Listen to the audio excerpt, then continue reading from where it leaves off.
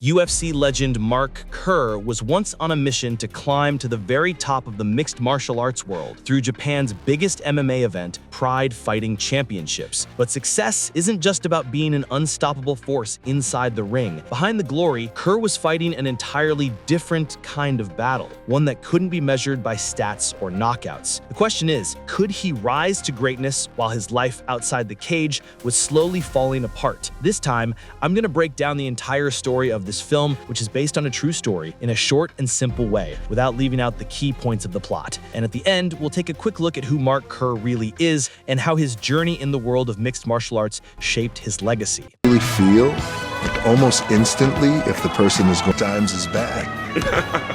Because let me tell you, of course you would. You know why? Because when the story begins with Mark Kerr making his professional debut in the world of mixed martial arts, back when the sport was way more brutal and less regulated than it is today. He racked up win after win with ease, dominating every fight that came his way. At his peak, Kerr was an unstoppable force, a fighter who seemed untouchable inside the cage. At one point, Kerr visits the doctor for a checkup. He's seen chatting with a middle-aged woman, showing a softer side of himself. Deep down, Kerr is a friendly and warm person, even though inside the ring he looks like a beast. A moment later, he steps into the doctor's office. Inside the examination room, Kerr starts acting a bit suspicious. Before the doctor even walks in, he's seen scanning through the medicine shelf, studying each bottle like he's trying to memorize them. Moments later, the doctor enters and begins the checkup. Kerr tells him that aside from fighting in the UFC, he's also competing in another league, a Japanese organization called Pride Fighting Championships, which in the late 90s and early 2000s was one of the most prestigious MMA promotions in the world, rivaling and in Asia even surpassing the UFC in popularity. The story then shifts to Kerr's home, where he lives with his girlfriend, Dawn Staples. Their relationship can best be described as complicated. At times, it's tender and romantic, but just as often, it turns into arguments over the smallest things, like what's about to happen in this scene. One day, Dawn helps Kerr make a banana smoothie. When Kerr takes it, he realizes Dawn used skim milk. He pours it out and makes another one with whole milk instead. Dawn looks a bit disappointed. But the discomfort doesn't end there. Kerr also asks her to move her cat off his favorite sofa, afraid it might get scratched. Still, not long after, the two return to being their usual loving couple. Kerr's road to success isn't just blocked by the cracks in his relationship that hint at something toxic. On the other side, he's also becoming addicted to high doses of painkillers, a dangerous habit that would soon turn into a nightmare, threatening his entire career. Kerr's fight schedule in Japan finally arrives. Now he's in Japan preparing for his upcoming match. Upon arrival, he meets with the event promoters behind Pride Fighting Championships. During the meeting, Kerr ends up in a tense discussion with them about his fight contract. He feels that the payment doesn't match what he deserves. Kerr's mood instantly drops when he hears that there won't be any more contracts for him after this last fight. He tries to explain that he really needs another deal to keep the money coming in. But the man in front of him tells him it's out of his hands, that he'll have to take it up with people higher up the chain. Frustrated and disappointed, Kerr walks away, clearly weighed down by the news. As fight day approaches, all the fighters gather for a briefing from the promoters. A woman representing the organization explains that this time, the rules have changed a bit. Some moves are now considered illegal, including knee strikes to a grounded opponent, like what the staff members demonstrate in front of the fighters. Fight day finally arrives. Kerr sits inside the locker room with his close friend and cornerman Mark Coleman. A few moments later, Dawn walks in, and Coleman politely steps out to give them some space. Kerr looks uneasy. Her presence seems to throw him off, and the thought of his contract not being renewed only makes things worse. The tension quickly builds, and their discomfort turns into an argument right there in the locker room, just moments before the fight begins. In the middle of their argument, a staff member from the promotion walks in, telling Kerr it's time to get ready. Moments later, he steps out and makes his way to the ring, followed by his opponent. The higher the level of competition, the tougher the rivals, and this time Kerr faces a powerful striker named Igor. Unlike Kerr, who's known for his world-class wrestling, Igor is a pure puncher. Many observers believe that Kerr's wrestling-based style might struggle against someone with Igor's kind of knockout power. What the analysts predicted turns out to be true. Kerr struggles to handle Igor's relentless punches, taking heavy shots again and again. Still, he refuses to give up, managing to attempt several takedowns in between the exchanges. But in the end, Igor lands an illegal move, a knee strike to Kerr's head while he was grounded. Ironically, the referee lets it slide, and Igor is declared the winner. Kerr immediately protests to the referee, insisting that Igor's move was illegal. But the ref ignores him and stands by his decision, declaring Igor the rightful winner. Refusing to let it go, Kerr takes his complaint to higher officials within the organization. Not long after, his appeal is accepted. The fight is officially ruled a no contest.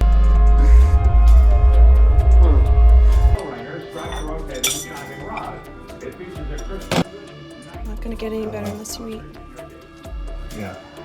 Kerr and Don are back home. Still unable to accept the no contest result from his previous fight, Kerr looks downhearted. His addiction to painkillers has also grown worse. Don tries to convince Kerr to stop his dependence on painkillers, but things quickly take a dark turn. Kerr loses his temper and slams the door in anger, shattering it. The scene then shifts to Coleman, who's at home with his family when he suddenly receives a phone call from Don. On the other end of the line, Don is crying, pleading for help. Kerr has collapsed and is lying unconscious. Not long after, Kerr is shown lying in a hospital bed. Coleman comes to visit him. Kerr is awake, but his speech is slurred and incoherent. Realizing how deep his friend has fallen into painkiller dependence, Coleman urges him to change his ways. And I'm here because I love you. I'm sitting home all alone. Following this incident, Kerr finally decides to enter rehabilitation in hopes of overcoming his addiction. While Kerr was still in rehab, Coleman made his return to the MMA scene and fought in Japan. Coleman wasn't just Kerr's loyal cornerman, he was also a former UFC champion. That night in Japan, the fight was intense. Coleman dominated the match and took down his opponent in spectacular fashion. Hold him, come on! That's it!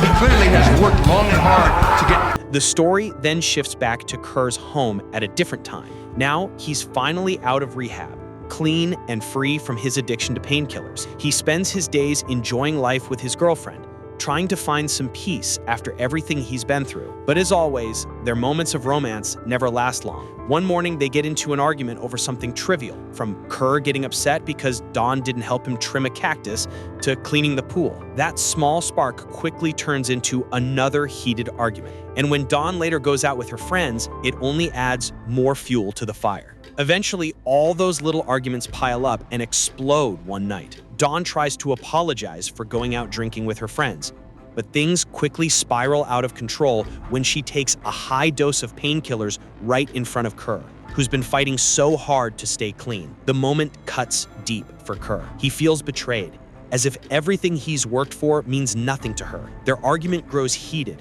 and in her anger, Dawn storms out of the house, breaking Kerr's treasured belongings on her way out. After that explosive fight with Dawn, Kerr slowly finds his way back, returning to the world of MMA to fight once again in the Pride Fighting Championships. It's his shot at redemption, a chance to rebuild the career that crumbled under the weight of addiction. But this time, things are a little different. The man who used to stand in his corner, Mark Coleman, isn't there to coach him. Instead, Coleman is now stepping into the ring himself, competing in the very same event. On the other side, Kerr has finally broken free from his toxic relationship. Now, he's more focused than ever. He trains harder, pushing himself to the limit, because things have changed since he last stepped into the ring. Most of the new rules in Pride Fighting Championships don't favor wrestlers like him. The sport has shifted towards striking, favoring punchers over grapplers. So Kerr has to adapt, sharpening his stand-up game and learning to trade punches if he wants to reclaim the championship glory.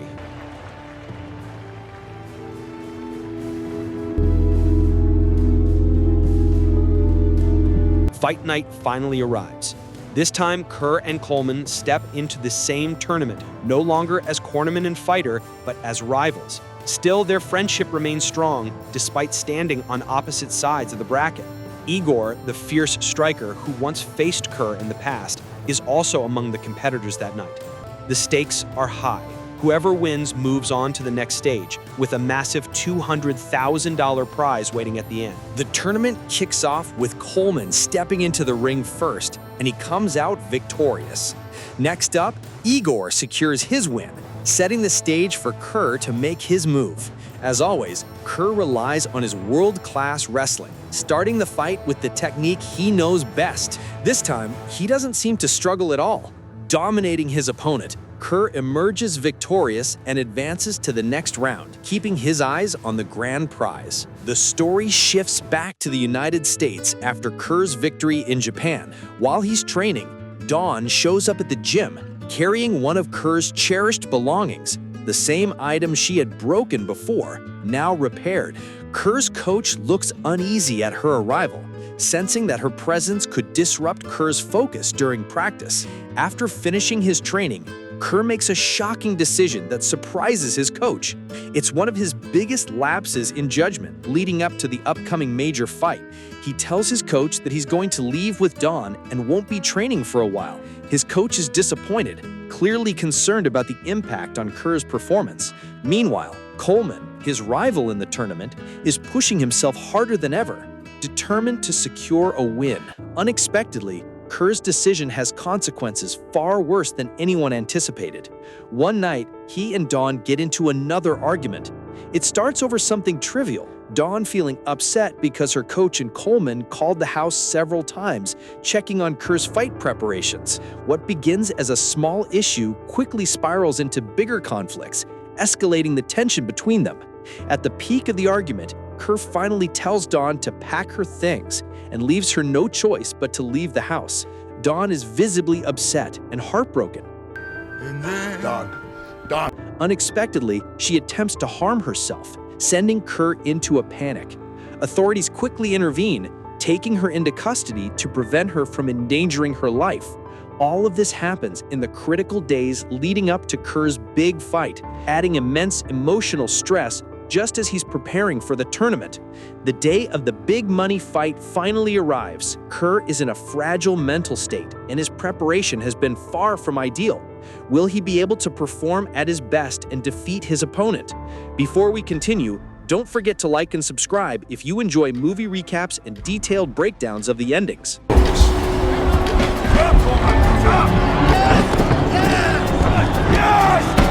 Coleman kicks off the tournament with an impressive performance, defeating his opponent with ease. Meanwhile, Kerr prepares himself in the locker room, gearing up to enter the arena. His opponent this time is a tough Japanese fighter. The fight that night is intense. Kerr faces fierce resistance, and several times he appears overwhelmed. Ultimately, he takes multiple heavy blows to his body, forcing the referee to stop the match, as Kerr is deemed unable to continue.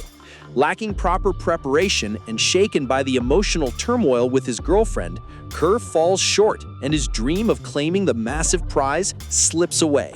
Meanwhile, Kerr's opponent is reported unable to continue, even though he officially won the fight.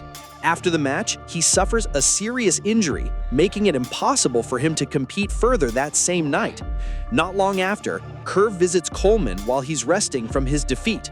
Kerr, ever the supportive friend, encourages Coleman to give his best in the upcoming match. He points out that the fighter who beat him can no longer compete. Though Kerr lost, he has inadvertently opened the path for Coleman to claim victory. In the end, Coleman advances to the finals to face Igor, competing for the $200,000 prize. The final match begins. Coleman, in peak form, steps into the ring with confidence. His thorough preparation, unlike Kerr's rush training, allows him to land strike after strike, leaving his opponent overwhelmed. In the end, Coleman emerges victorious, claiming the massive prize and solidifying his triumph in the tournament. Now we reach the final chapter of the story. After his defeat in the tournament, Kerr's relationship with Dawn gradually improves, and the two get married just 10 days after the fight. However, their marriage lasts until their 6th year, when they officially divorce. Later, in 2009, Kerr officially retires from MMA. As a fun note, the scene at the end showing a man shopping at a supermarket is actually the real Mark Kerr. Another interesting fact, after his loss in Japan, Kerr's MMA career took a significant downturn. Despite this, he remains one of the most influential legends in MMA, including in UFC, and is recognized as one of the sport's early pioneers. Kerr himself has said that the film is fairly true to his life and fights, though certain scenes were adjusted for cinematic effect. Thanks for tuning in. See you in the next movie recap. This is me, signing off.